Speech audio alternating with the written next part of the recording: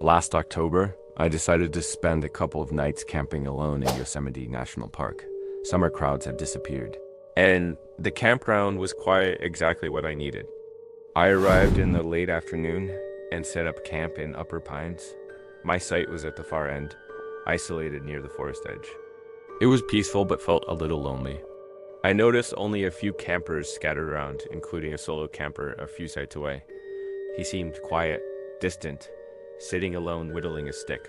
I said hello. He barely responded, eyes lingering a bit too long. It felt odd, but I shrugged it off. As night fell, the temperature dropped sharply. After a small campfire, I climbed into my tent, reading until I drifted asleep around midnight. A few hours later, I woke suddenly. The campground was dead silent except for the river and faint rustling sounds just outside my tent. At first, I thought it was just an animal. Then I heard slow, deliberate footsteps, human footsteps. I froze, heart pounding. A shadow passed briefly over my tent, a faint flashlight beam flickering once, then off again. Whoever was out there was moving carefully, quietly. Then, a metallic click echoed the latch on my bare locker opening. Panic surged through me. Why would someone open my locker? I called out firmly but nervously, "Hello? Who's there?" There was no answer. Seconds later, I heard the locker quietly shut, followed by footsteps moving away. Peeking outside cautiously, I saw nothing. I spent the rest of the night awake, nerves frayed. By morning, everything seemed normal, except my bare locker latch was clearly tampered with. Inside was a small panic cone carefully placed atop my food bag, definitely not mine. Fresh boot prints surrounded my sight, then vanished toward the road.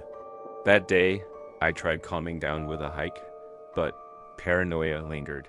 Every sound made me jump. Returning to camp later, I felt relieved seeing new campers, nearby families, and friendly climbers. Reluctantly, I stayed another night. Just as I fell asleep, a sudden childlike laugh pierced the silence. It sounded off wrong. Immediately after, a twig snapped directly behind my tent. My heart raced. A dark shadow appeared against the tent wall, slowly circling toward the entrance. I quietly grabbed my flashlight, fear turning to adrenaline. When the shadow stopped directly outside my tent door, breathing softly, I yelled loudly, flashlight blazing, "Who's there?" "Get away." Instantly, footsteps scrambled back. I ripped open my tent flap, shining my light on a tall figure running away.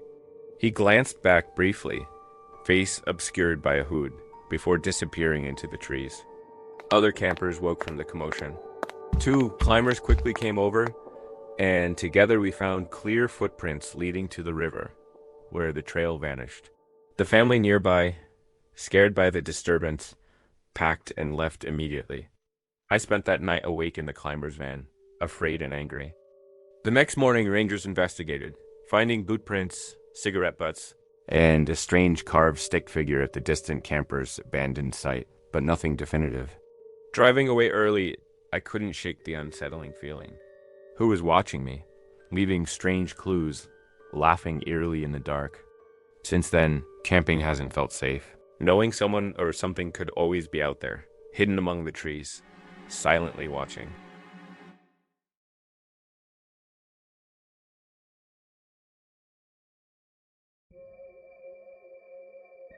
Last autumn, I decided to go camping alone. A friend recommended a secluded spot deep in the mountains. No trails, no people, just me and nature. I arrived late afternoon, found a quiet clearing near a creek, and set up camp. As the sun set, I built a small fire and relaxed, enjoying the peace. It felt perfect, but as night fell, I started feeling uneasy. At first, I brushed it off as normal anxiety from being alone. Then, around midnight, I heard soft footsteps and twigs snapping just beyond the firelight. Each sound was subtle, careful, and deliberate. I whispered nervously, "Hello?" but got no reply. The noises stopped, replaced by an unsettling silence. I stoked the fire higher, trying to convince myself it was just wildlife. Still, the anxiety stayed. Suddenly, a sharp crack echoed from the darkness. Heart pounding, I grabbed my flashlight, aiming it toward the sound. Nothing, just trees and shadows. For a moment, I thought I saw a pale figure, tall and slender, but when I blinked, it was gone. Maybe just my imagination. Unnerved, I retreated into my tent, clutching a pocket knife. Every sound amplified the rustle of leaves, the gentle breeze. Eventually, exhaustion took over, and I drifted off. I woke abruptly to a faint scratching near my head. Something brushed gently against the tent fabric, tugging lightly. Panic surged through me. I was frozen, terrified, trying not to breathe. The scratching stopped. Silence again. And footsteps slowly circled my tent. Deliberate steps, stopping right at the entrance. Fear turned into adrenaline. I shouted loudly, "Who's there?" "Get away." My voice broke the silence, startling even me. Nothing. No response, no movement. Gathering courage, I shone my flashlight outside. No one was there. But I noticed faint signs. My camping chair knocked over, stones around the fire disturbed, and a shallow scratch mark on my tent. Someone or something had been right beside me. At sunrise, I packed hastily, heart racing the entire time. Driving away, every shadow and movement felt threatening. I never saw who or what visited that night. Since then, I refused to camp alone. The memory still chills me, the unknown presence circling silently, just inches away. Whatever it was, human or animal, it taught me the true meaning of fear. So trust your instincts. If you ever feel watched in the wilderness, pack up and leave immediately. Months later, I still wake up some nights drenched in sweat, convinced I hear those same soft footsteps outside my window. I've tried rationalizing it. Maybe it was an animal. Curious, but harmless. But something about the precision and silence of the movements always convinces me otherwise. I sometimes question if my mind exaggerated details, influenced by fear and solitude. Yet, every time I revisit that night in my memory, the details remain sharp. And vivid: the chill of the air, the crackling fire, the eerie quietness, and that distinct scratching noise against my tent fabric. It's a night that refuses to fade away. Curiosity once led me to ask locals about the area. Their vague warnings and hushed tones made me regret bringing it up. One elderly woman at a gas station nearby simply shook her head, eyes wary, and said quietly, "Some things out there aren't meant to be disturbed." Those words have haunted me ever since. They've turned a disturbing experience into something deeper, almost legendary. Now, whenever I hear stories of unexplained disappearances in forests, my mind inevitably drifts back to that chilling night in the mountains. I have often debated going back, perhaps in daylight, to confront the memory directly, to seek closure, but even the thought makes my chest tighten and sends chills down my spine. For anyone who thinks camping alone is a harmless adventure, my advice is simple: stay cautious. Nature is beautiful, but indifferent, and sometimes, in its quietest moments, something unsettling can reveal itself. Trust your instincts, always.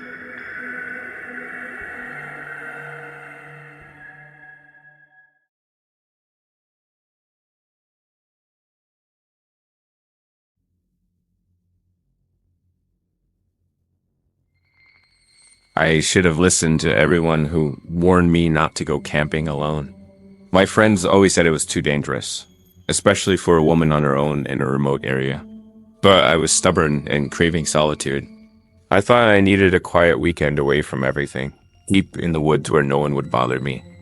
Looking back now, I realize how naive I was. It was late October when I drove up into the mountains with my car packed full of gear.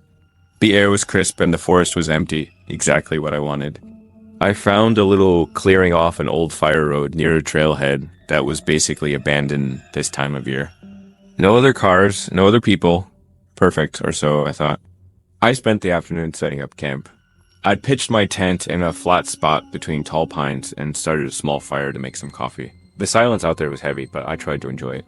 I remember sitting on a log, sipping from my tin mug, and convincing myself that the uneasy feeling pricking at me was just first night jitters. It's normal, I thought, to feel a bit jumpy when you're alone in unfamiliar woods. Every crackle from the fire and whisper of wind through the branches felt amplified. I told myself to relax. As dusk fell, the woods faded from gold to gray to nearly black. I had a good book and a lantern, and I wrapped myself in a flannel sleeping bag to read by the fire until I got sleepy. The night was moonless and starry, beautiful in a way I had only ever read about. Around 10 p.m., I decided to turn in. I doused the fire and double-checked that my food was hung up a safe distance away. Then I crawled into my tent and zipped it up tight.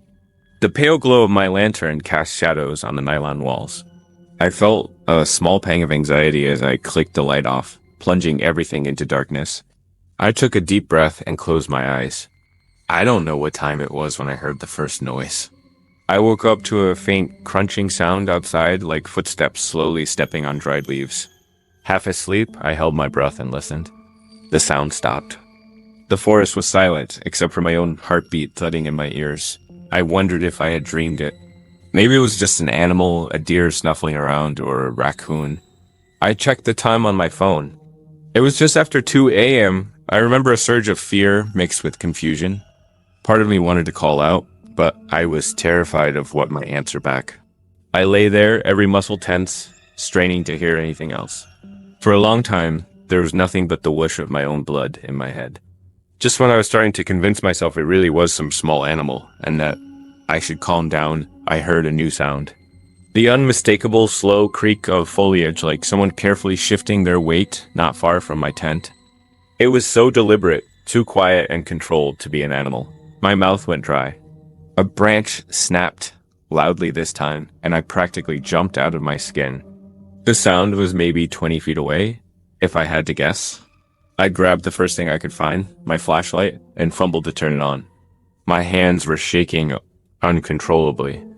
I unzipped the inner layer of the tent door just a crack, just enough to poke my flashlight out and click it on. I swept the beam in a semicircle outside. Trees, bushes, the glint of my car's metal about 30 yards off through the trees. Nothing else. No reflection of eyes, no dark figure. Everything was silent again. After a few minutes, I convinced myself that whatever it was must have run off when they saw the light or heard me moving. Eventually, still trembling, I zipped the tent back up and sat there in the dark, knees pulled to my chest. It took what felt like hours for my adrenaline to die down.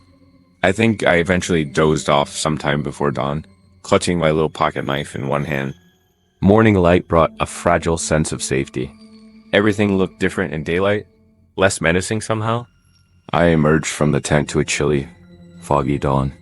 The ground was damp with dew. Trying to shake off last night's terror, I made a small fire again to heat up water for instant oatmeal and coffee. I kept telling myself I was being silly. Maybe it really had been an animal. Or if it was a person, maybe some hiker who got curious or lost. But why wouldn't they have said something? The questions nagged at me, but I tried to dismiss them. As the sun rose higher, I decided to scout around the perimeter of my campsite just to ease my mind. At first, I didn't find anything unusual. But then, near a cluster of firs about 30 feet from my tent, I saw them. Footprints in the soft mud. They were unmistakably shoe prints, large, like a man's boot, and they definitely weren't mine. I had been wearing hiking shoes with a distinct waffle pattern. These were different. A heavy lug sole. They looked fresh too, edges of the impression still sharp in the damp earth. My stomach sank. Someone had been there, circling my campsite while I slept. A wave of cold realization rolled through me. Those were the footsteps I heard in the night. I wasn't imagining it. And whoever it was had been deliberate enough to avoid making noise most of the time. They had been watching me, maybe even standing right outside my tent at one point. The thought made me feel sick. I kicked dirt over the fire immediately, heart pounding with renewed anxiety. I wanted to leave, right then and there. I hurried to start breaking camp, hands shaking as I tried to dump out my coffee and pack my gear. Every rustle of the trees had me snapping my head around. I felt exposed and vulnerable in a way I'd never felt before. The whole time I was quietly berating myself. How could I be so stupid? Alone out here with no cell service. Nobody even knows exactly where I am. If something happened, if someone took me.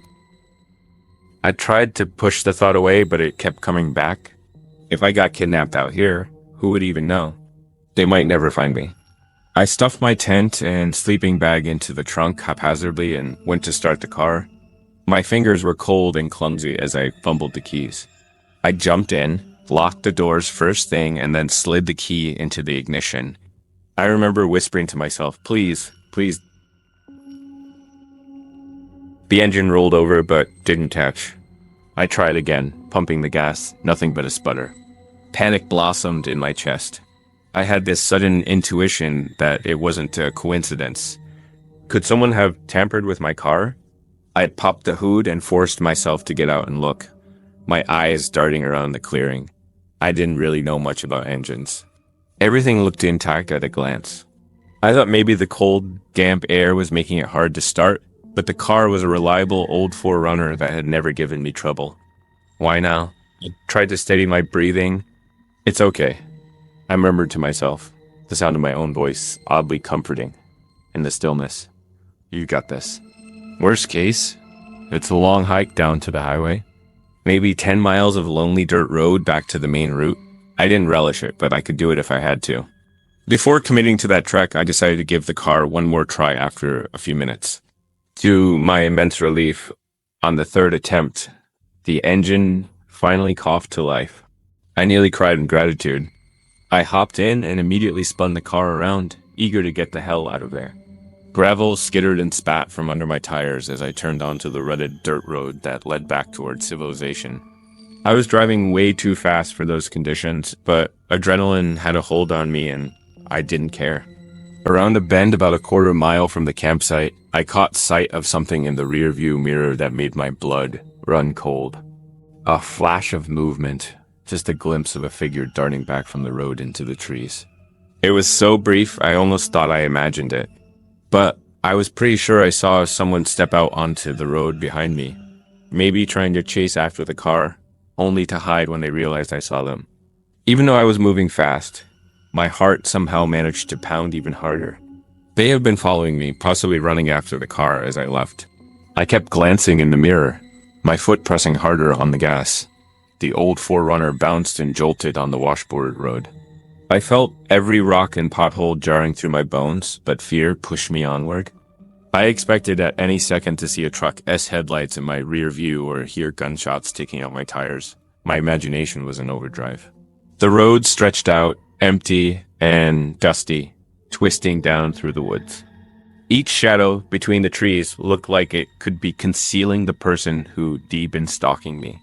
After white-knuckling it for what felt like an eternity, I hit paved road and didn't stop until I saw the first gas station on the outskirts of a small town at the base of the mountain. I'd pulled in under the bright lights and finally exhaled the breath I'd been holding. I parked right in front of the glass doors of the convenience store, stumbled out, and practically ran inside.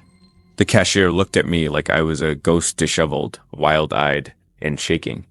I must have looked crazy, but he listened as I babbled that someone had been out there in the woods and that I thought I was being followed. To his credit, he called the local sheriff for me immediately. I remember holding a cup of water with both hands just to steady the tremble while waiting for the deputy to arrive. When he did, I could barely get my story straight. How do you explain to someone that you think a stranger was creeping around your tent in the middle of the night, possibly trying to abduct you?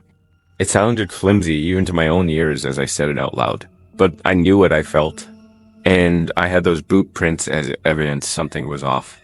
The deputy was polite, but I could tell he was skeptical. He asked if maybe it could have been a hunter or camper who stumbled on my site and left when they realized someone was there. I didn't know how to answer. Sure, it could have been, but in my gut I was certain I was targeted. The way they moved quietly, the way they hung around so long. And what about my car struggling to start? I even showed him the photo on my phone of the footprints I found. He took a quick look and nodded, but I could tell it wasn't enough. He said they'd send a ranger or deputy up to check the area and advise me not to camp there alone again. That was it. There wasn't much else to do, unless something had actually happened to me. The reality of that sent a chill through me, basically, until I was harmed or missing. It wasn't really a case. I drove home in a daze that day. The adrenaline crash made me exhausted, but every time I started to drift off, I'd de-jerk awake thinking I heard a twig snapping or leaves rustling. The phantom sound of those careful footsteps outside my tent kept replaying in my mind. I haven't been able to sleep through a night since. I keep thinking about small details now, obsessing over them. Like how when I arrived, I noticed an old beat up truck driving slowly past the start of that dirt road. Its driver maybe eyeing me as I turned off. At the time, I figured they were just admiring the view or something. Now I wonder if that was the person who followed me out, or how, when I was gathering firewood before dark, I thought I heard distant whistling deep in the forest, but convinced myself it was just a bird. All those little things that I ignored or explained away at the time now feel like clues I stupidly overlooked. I don't know who was out there or what exactly they wanted. Maybe it was just a local trying to scare off a camper from their private hunting land, but my gut tells me it was more than that. I can't stop imagining how it would have gone if I hadn't woken up when I did, or if I had stepped out of my tent unarmed, or if my car hadn't started. There are so many terrifying what-ifs. I was lucky, unbelievably lucky to get away. Someone was out there, stalking me through the darkness of the woods, and I was completely alone. I'm sharing this here because I need to get it off my chest, and I want to warn others. No matter how experienced you think you are, camping alone in remote places is not worth it. I wanted solitude, and I almost ended up disappearing forever. The fear that night hearing those careful footsteps approach, realizing someone could be inches away with God knows what intentions is a kind of terror I hope nobody else ever has to feel. I still hear those sounds every time I close my eyes. I doubt I'll ever go camping again, certainly not by myself. Next time I get the itch to get away from it all, I'll just stay home,